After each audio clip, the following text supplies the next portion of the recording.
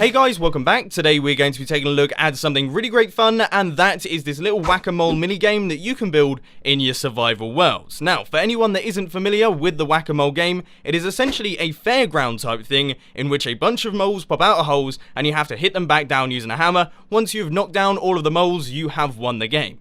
Now, this seemed like a lot of fun to me, and I thought I would try recreating it in Minecraft. Of course, we don't really have the hammer anymore. That has been replaced by a pickaxe, and all of our moles are a little bit simplified because they are now blocks. But I have to admit, it is still a bit of a challenge. My best time so far is 1 minute 27 seconds, which I would say is fairly impressive considering my reactions aren't particularly good.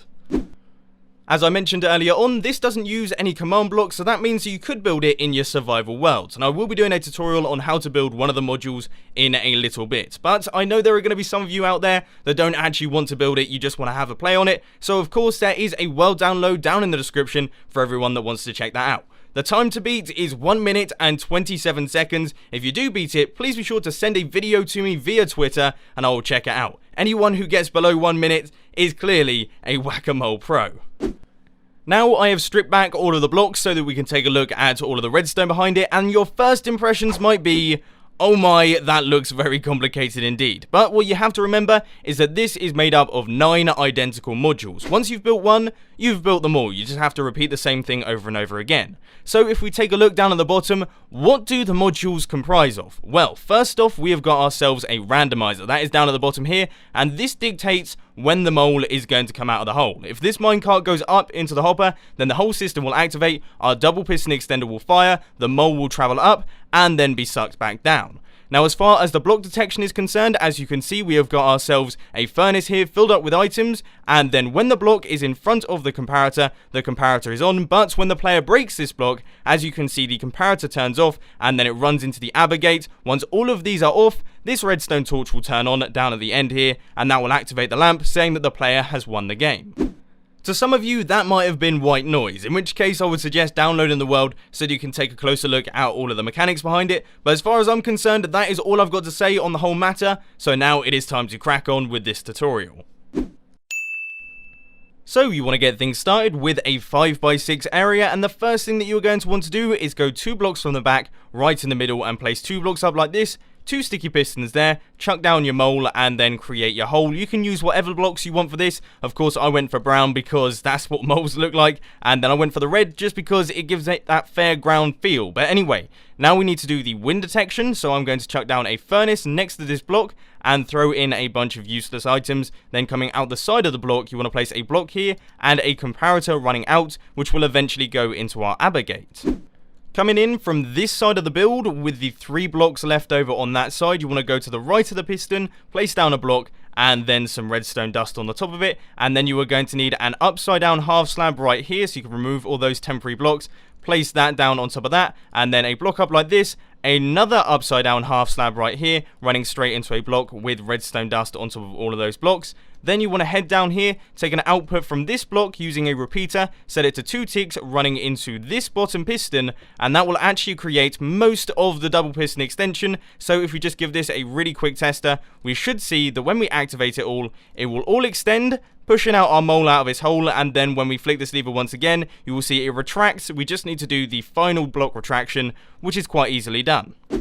On the side of this block here, you want to place a redstone torch, then a dropper facing upwards, and then a hopper running straight back down into that dropper to create a falling edge monostable circuit. So then you want to grab another useless item and put it into that dropper. Then you want to run a block out from this hopper with a comparator, taking an output from that, running straight into a block with some redstone dust here. That will power that block, and it will power this piston, meaning that we get the second block retraction, and that is our double piston extender all complete. So now we just have to do the randomizer, and our module is done.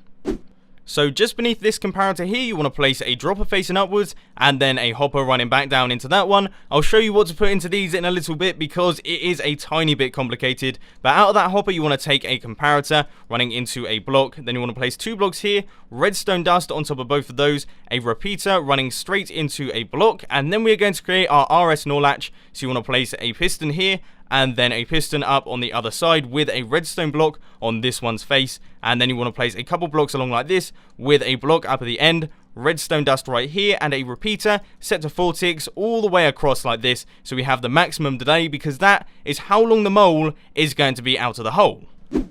Then you want to head back around to your randomizer, and I'm going to try and do my best to explain this. So what you want to do is chuck in one non-stackable item, for example a piece of armor, or perhaps a sword or a pickaxe, something that cannot be stacked, and then you want to take 3 other stackable items. Now what this will do is that a non-stackable item, when it goes up into the hopper, will give a signal strength greater than 2, which means it will power the system. All of these other stackable items will only give a signal strength of 1, which means that it won't go into the system and you won't get the whole thing activating. So this should be, in theory, a 1 in 4 chance of the mole popping out the hole. So let's give it a test. We hit the button and we haven't got anything. We hit the button again and the mole comes out the hole, but we hit the button again and nothing happens. We hit the button again, nothing happened, and there we go. There is your 1 in 4. Now you have to take what you've just done and do it again 8 more times. It is going to take a fairly long time, but I can promise you it will definitely be worth it. Now one thing that you do need to know about this is that in this direction here, for example, we've got our randomizer on this side, and then we've got our repeaters on that side. They need to be touching. So as you can see, there is the randomizer for the next one, then there's the repeaters, then there's the randomizer for the next one, and the repeaters are at the end. So in this direction, they need to be touching, but on the sideways, they need to be 1 block apart, and that means you get a nice equal spacing between all of the holes. So there we go, we've got 3 blocks there, and we have got 3 blocks on this side as well. So get on with that, and then you can come back to the tutorial, because I will show you how to do the inputs and also our ABBA gate.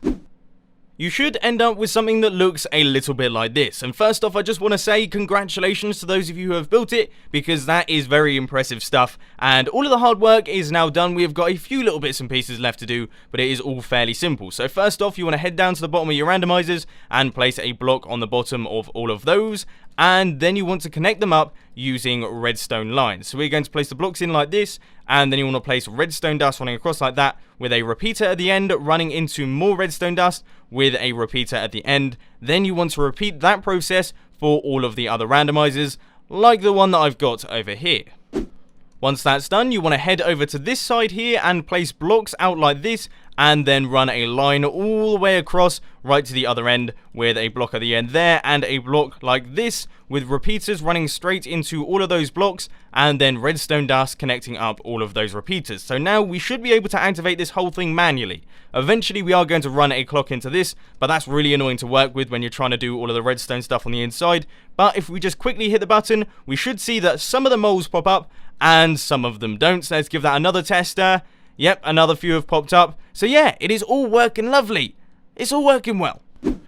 Next up, you want to head over to where we have got these comparators running out into thin air, and you want to run those straight into a block, and then just grab a line of blocks going all the way across like this. You should see, if you have built this correctly, that all of them will line up, but you want to place blocks there, and a block there as well. A repeater running out of that block, redstone dust on top of all of that, and then a repeater here running out of that block, redstone dust, and then a repeater running out of the end block with redstone dust at the end. Then, can you guess?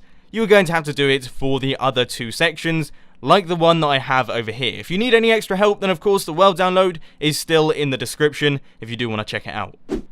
Then you just want to connect up all of these redstone lines by just placing blocks across like this, and blocks into the middle there. If you want to have the same lamp setup that I have, then we're going to run those straight into a block up in the middle with a redstone torch on top of it like this, and then a lamp right there with all of your redstone running in just like that, and just like this. So that means that when all of these turn off, once all of these blocks are broken, all of these redstone lines will turn off, and that means that our lamp will turn on. So there is your wind detection, and it is all very nice and simple indeed.